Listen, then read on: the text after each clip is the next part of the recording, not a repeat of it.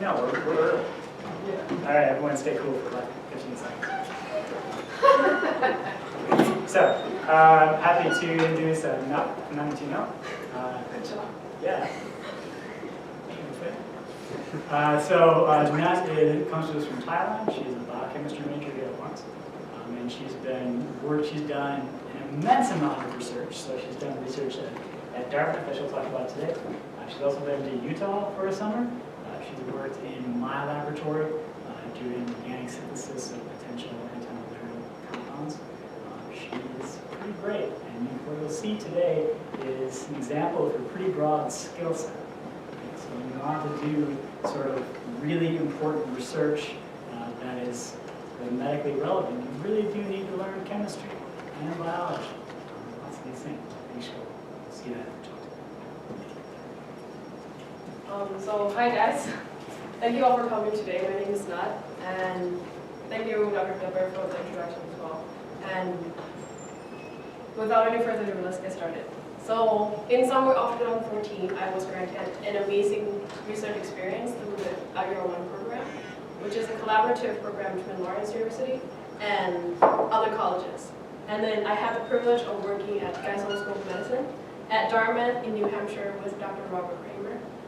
And my project in particular was to look at the interaction between two key enzymes in pentose phosphate pathway and trehalose pathway in Aspergillus fumigatus. So first of all, what is this organism, as some of you might be wondering? So Aspergillus fumigatus is basically a saprophytic fungus, or a parasitic type of fungi or mushroom that can form many airborne spores. And one of the most detrimental diseases caused by this fungus is known as invasive aspergillosis, or IA in short. And this disease then affects mostly immunocompromised patients or patients with deficient immune systems. It causes up to 50% mortality rate, and recent studies have shown that this type of fungus has been developing high resistance against many antifungal agents. Okay, so now let's explore about this disease in more detail. So invasive aspergillosis is an infection that can spread from the lungs through the brain, heart, kidneys, or skin. Some of the risk factors of this disease include weakened immunity, low white blood cells, asthma, or cystic fibrosis, and even the long-term corticosteroid therapy. There are in fact, some available solutions out there, and those include the antifungal medications. But however, as I addressed the issue of this fungus developing high resistance against many antifungal agents, this issue then makes this type of medications less effective in treating invasive aspergillosis, right? And then this problem then prompts researchers and scientists to find new ways for treating this disease. And one of the many possible alternatives is to target the biological pathway of this fungus. And then that idea also has very close connection to my goal of this project as well, which I will be going into details in this presentation. But before I do that, I would like to switch gear a little bit and start talking about how important sugar is to our cells. So, as some of you might already know, sugars or glucose are the primary energy source for cells throughout the body. And to be more specific, glucose helps generate ATP, which is an energy currency, or the smallest molecular units that cell can take up, process, and then use this to maintain various activities, such as cell conductions, muscle contractions, or active transport, which is a process of transporting in and out molecules from the cells. Okay, and then there this type of trehalose sugar. This type of specific sugar known as trehalose. It's basically a disaccharide of glucose, and it provides a lot of reserve energy, thermal tolerance, and as well as it has very high chemical stability as well. So trehalose is found prevalently in several organisms such as fungi, bacteria, plants, insects, except for humans. So human like us, we have the enzyme called trehalase, which helps break down glucose, But then we can't produce this type of sugar in humans. So now, how is trehalose important in Aspergillus fumigatus? Well, trehalose is a very important mediator for a lot of stress response and virulence, aka the ability for the fungus to cause disease. And trehalose is also an important source of energy for fungal development, such as glycolysis or the process of making ATP, sporulation, and germination. And in addition, trehalose also helps with cell protection through preventing aggregation of denatured proteins and free radicals. So basically, the buildup of free radicals and denatured proteins are very toxic to cells if present. So trehalose basically helps mediate or target these toxic molecules for degradation. So it's very good for fungus. And now I would like to go into details about the two important pathways in Aspergillus. So human like us, we have different lifestyles, right? Basically, today I might feel like going hiking, or tomorrow I might feel like going swimming. And this is the same in almost every organism because, so for example, like an Aspergillus fumigatus itself is included. So basically, Aspergillus can have many lifestyles too. It can decide which biological pathway it should undergo, depending on the environmental condition.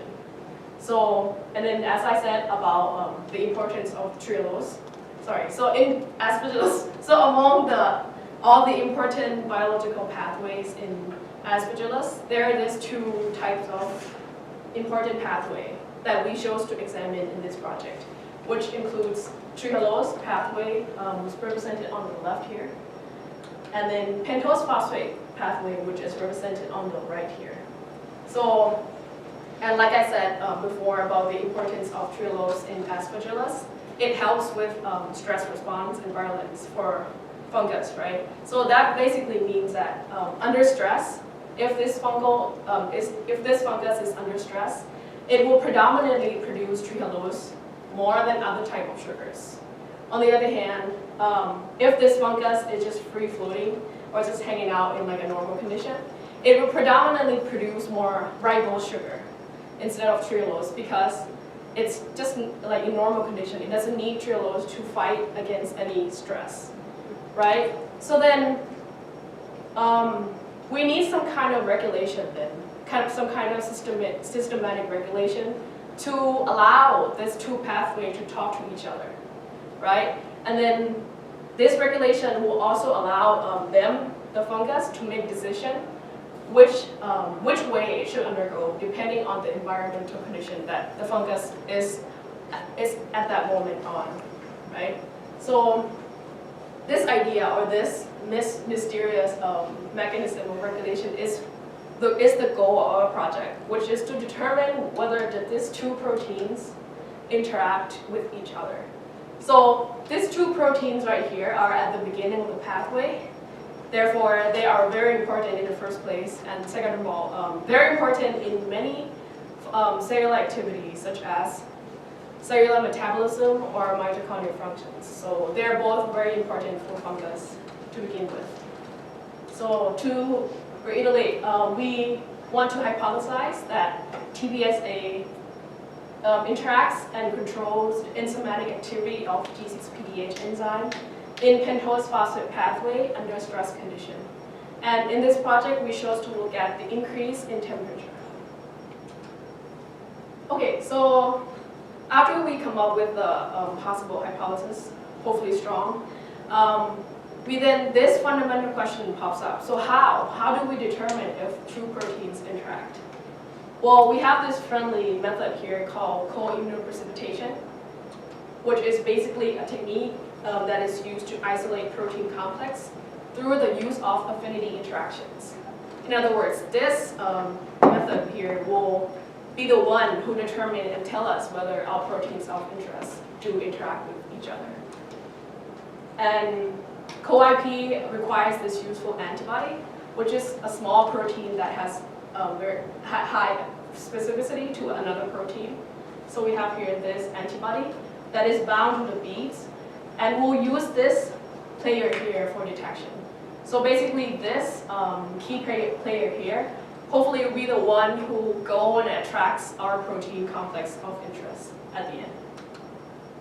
And again, one of the advantages of this technique is that there's no prior knowledge required of the likely interacting partners, meaning that we don't need to know whether the two proteins interact or not in the first place. We can just run the assay, and then at the end, the result will tell us whether your two proteins of interest do react with each other.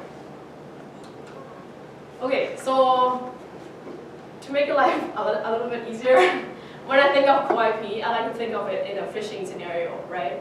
So I'm pretty sure some of you might have experienced fishing or have seen someone fish before. So basically, when we go fishing, we basically need the fishing rod and a bait or worms, right? So now I would like to put your co-IP hat on and then follow along with me and then using those components of co-IP and applying this in a fishing scenario. So we have here the hook, right?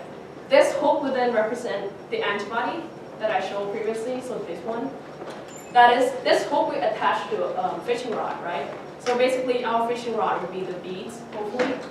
And then the worms or the bait will be the protein of interest 1, while the fish will be protein of interest 2. And if, let's say, these two proteins do interact with each other, well, you're a great fisher. You got the fish. Ooh. Okay, but before we can go that far to determine whether our two proteins interact, first and foremost, we want to tag the proteins first, right? So the process of tagging is tagging is when you put a label or a marker on the proteins so that you can track the proteins easily. So when you go to the grocery store and you buy some things, there's a barcode. That's basically tagging process. So let me remind you a little bit. So in this project, we have two important proteins, TPSA and G6PD-H enzyme, right? So in this case, TPSA will be tagged with GFP, which is a type of tagging protein that shows bright green fluorescence once exposed to light. On the other hand, for G6PD-H, we want to tag this with S protein, another type of tagging protein. It's a small protein, and it has very strong affinity for cool down, and it's most importantly very inexpensive. So it's very nice to use in this project.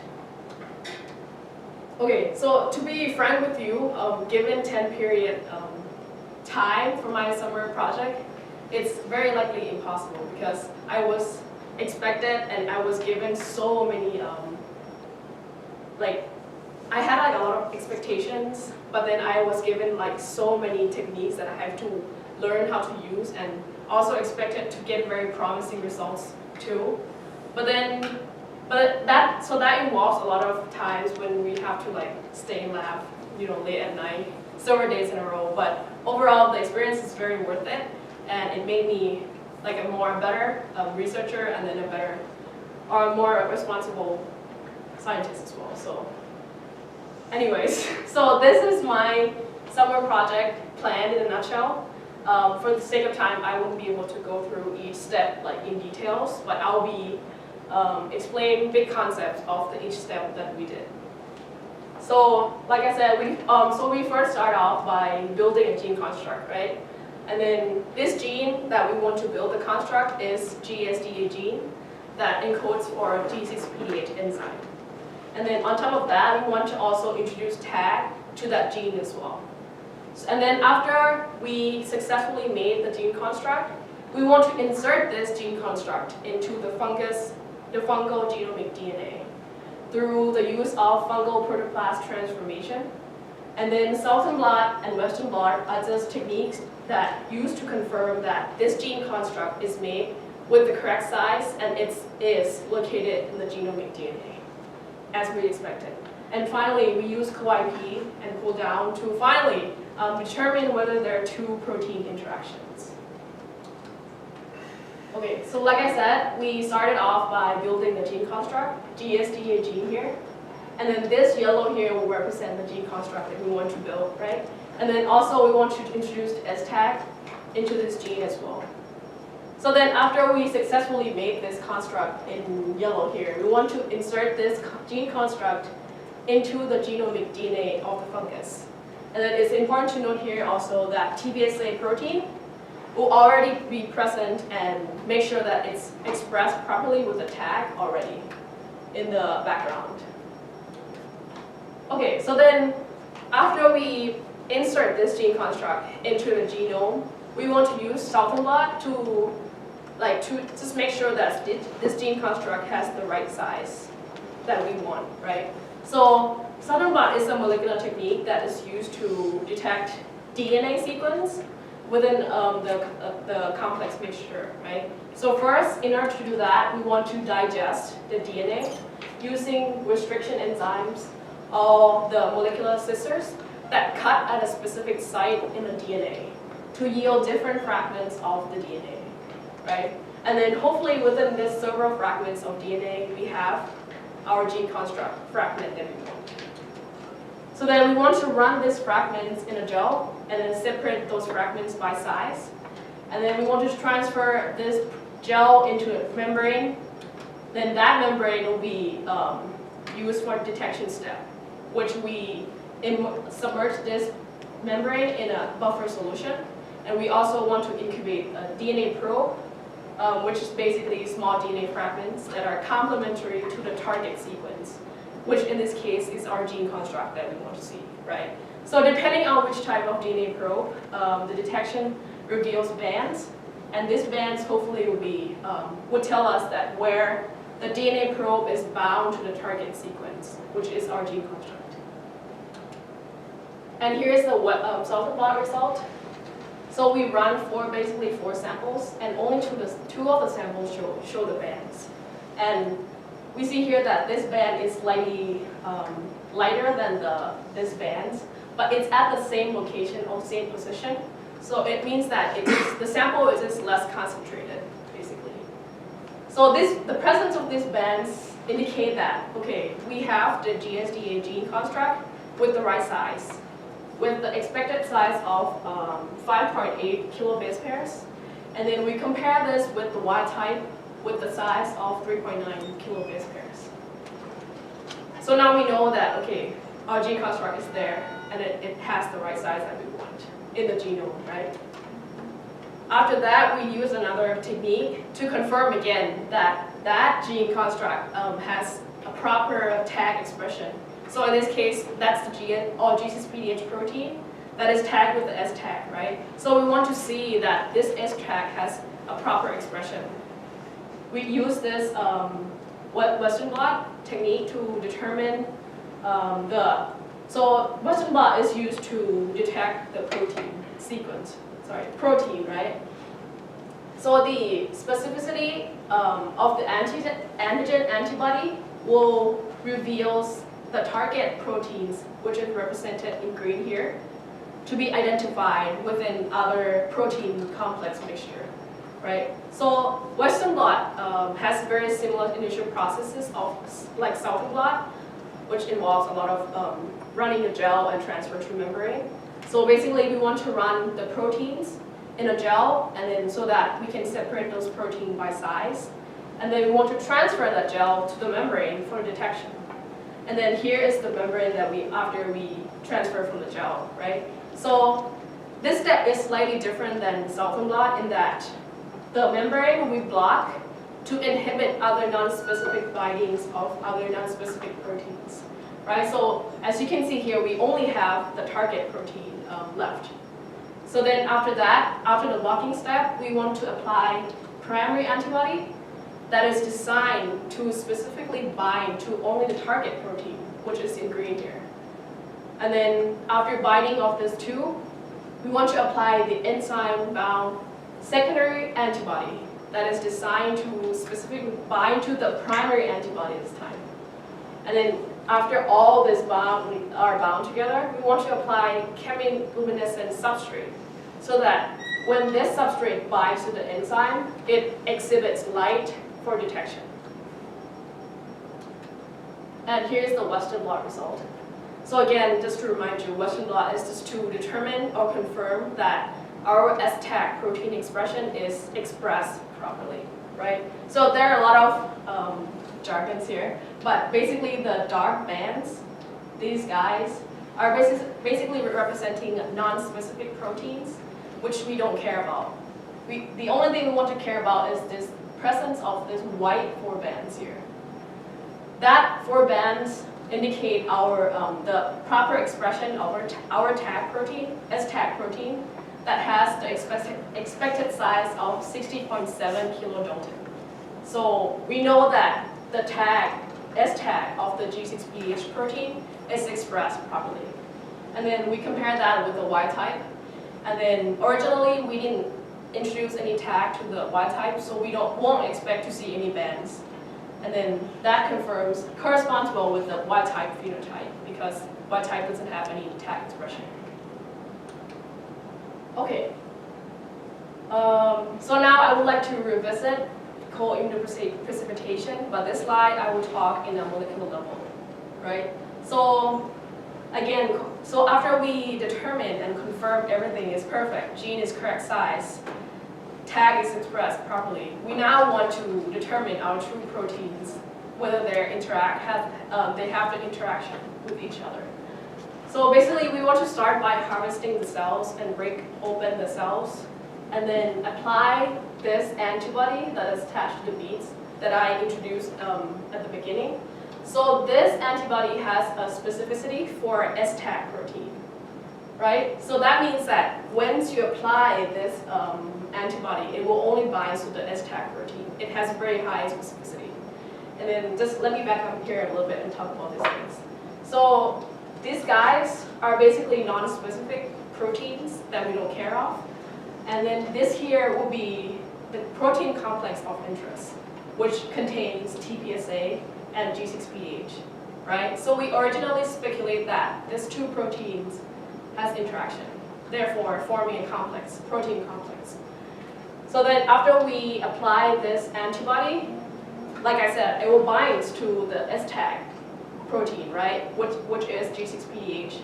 And then because G6PD-H form a complex with TPSA, this antibody will pull along TPSA as well. And then finally, we want to affinity purify this whole thing to wash away the non-specific proteins, leaving only the antibody with the protein complex of interest.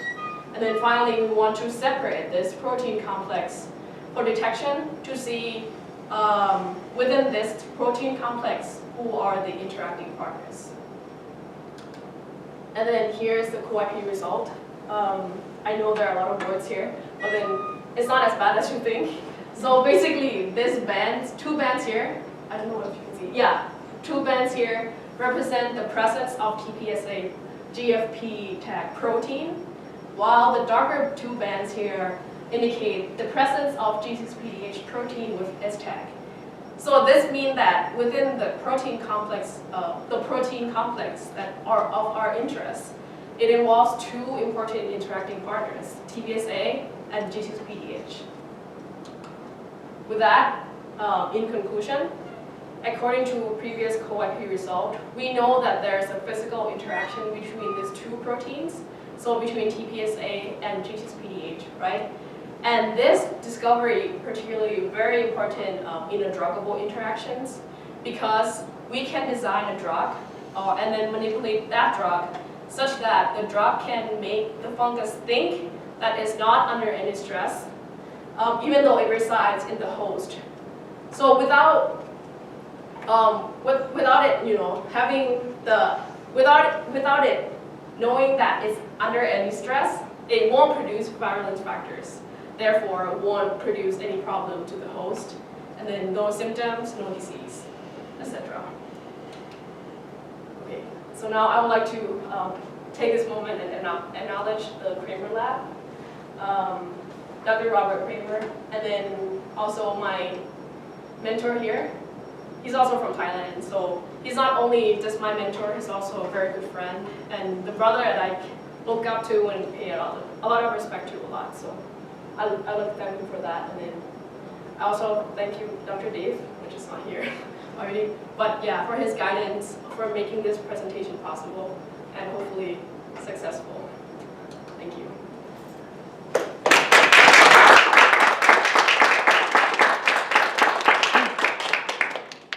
I would like to entertain any questions. So Nutt, I want to know how many jobs do you think you ran during the summer? Good More than guess. 10. More than 10. I think more than even 15. Okay. So the whole process 15 times or? Yeah, I think so. Yeah. But then we did like 5 times for the southern lot. Okay. So it's really hard. Yeah. Time consuming. Yep. You mentioned a wash right before your co-IP results. How do you make sure that that wash only washes out the proteins that you don't want then? Okay, yeah.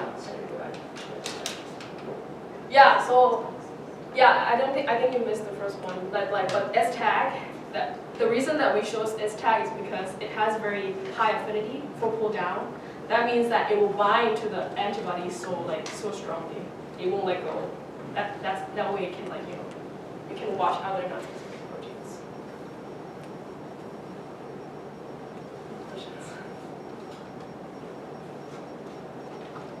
So much biology. So, could we use this to look for small molecules that interfere with that protein-protein interaction? Or is there some other test that we could use? Oh yeah, you mean like instead of co-IP? Yeah.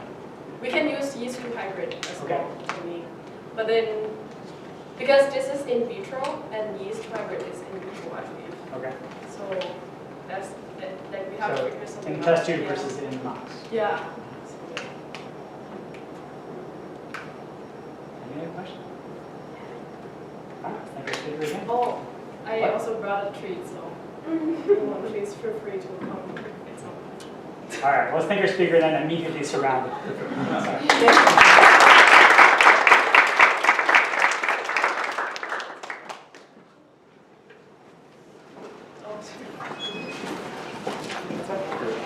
Yes, right. Elbows.